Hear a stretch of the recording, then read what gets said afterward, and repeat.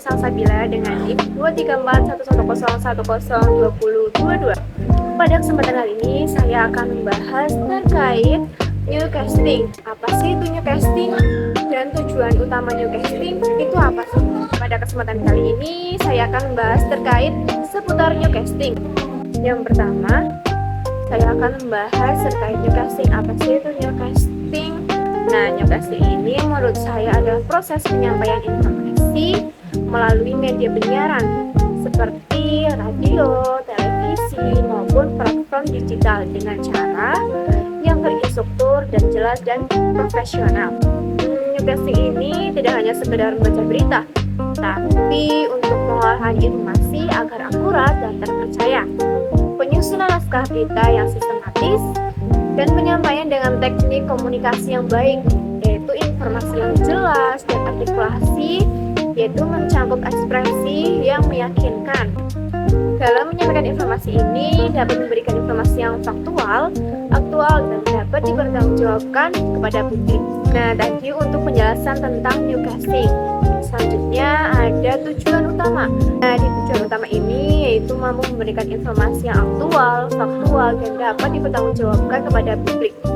Selain itu, orang penyiar juga harus mampu menjaga netralitas, tidak memihak untuk memberikan informasi yang faktual, aktual, dan dipertanggungjawabkan kepada publik. Selain itu, seorang penyiar berita itu juga harus mampu menjaga netralitas, terus ada tidak memihak sesuatu manapun, dan menyampaikan berita secara objektif. Jadi dapat disimpulkan bahwa newscasting ini merupakan kombinasi antara jurnalisme dan keterampilan komunikasi dalam menyampaikan berita kepada masyarakat luas. Kalau kita lihat di TV, berita itu kelihatan simpel, tinggal dibicarakan oleh news anchor. Tapi sebenarnya di balik itu ada proses yang panjang dan cukup kompleks. Pertama, semuanya itu harus dimulai dalam peliputan di lapangan. Reporter turun langsung untuk mencari informasi, wawancara, narasumber, dan pengumpulan fakta. Setelah itu, hasil liputan dibawa ke tim redaksi untuk disusun jadi naskah berita yang rapi dan mudah dipahami. Selanjutnya ada proses editing dan video audio supaya gambar menjadi lebih sempurna, jelas, dan menarik. Setelah semuanya siap, berubahlah berita disampaikan oleh news anchor di studio. Tapi di balik proses itu, dunia penyiaran juga banyak tantangan. Salah satunya adalah kecepatan. Media dituntut untuk cepat menyampaikan berita, tetapi tetap harus akurat. Kalau sampai salah, dampaknya itu bisa besar. Bahkan bisa menimbulkan kesalahpahaman di masyarakat.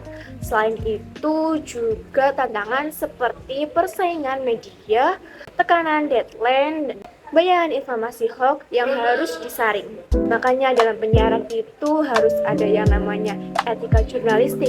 Contohnya harus menyampaikan berita yang benar dan tidak hoax, tidak memihak atau tetap netral, menghormati narasumber, dan tidak membuat berita yang memicu konflik. Etika ini penting supaya masyarakat tetap percaya pada media.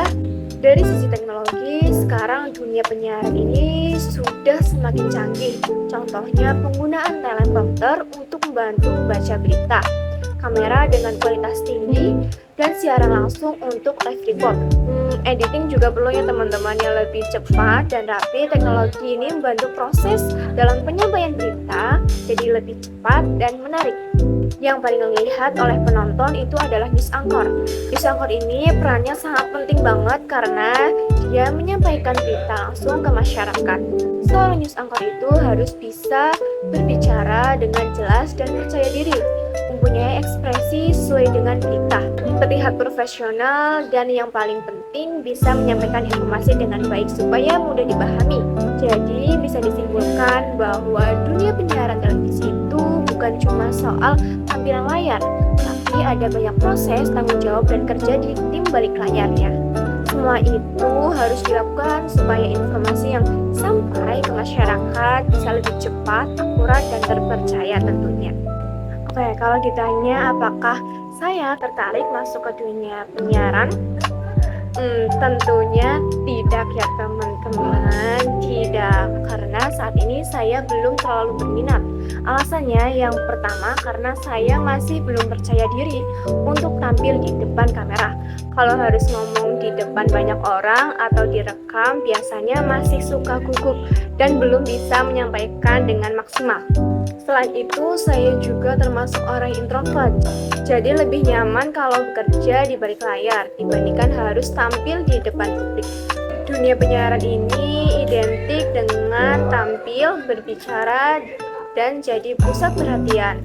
Nah, itu yang masih jadi tantangan buat saya. Tapi walaupun begitu, saya tetap melihat dunia penyiaran ini sebagai bidang yang keren dan penting. Karena apa? Karena punya peran besar dan menyampaikan informasi ke masyarakat. Kalaupun suatu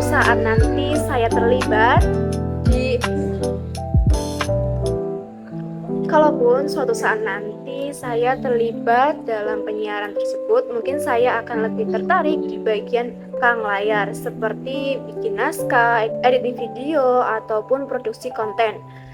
Dan kedepannya saya juga ingin pelan-pelan melatih kepercayaan diri saya, walaupun mulai dari hal kecil supaya kemampuan komunikasi saya bisa berkembang. Semoga pada video kali ini kalian bisa mengambil hal-hal yang baik dan menjauhkan dari hal-hal yang buruk. Sekian.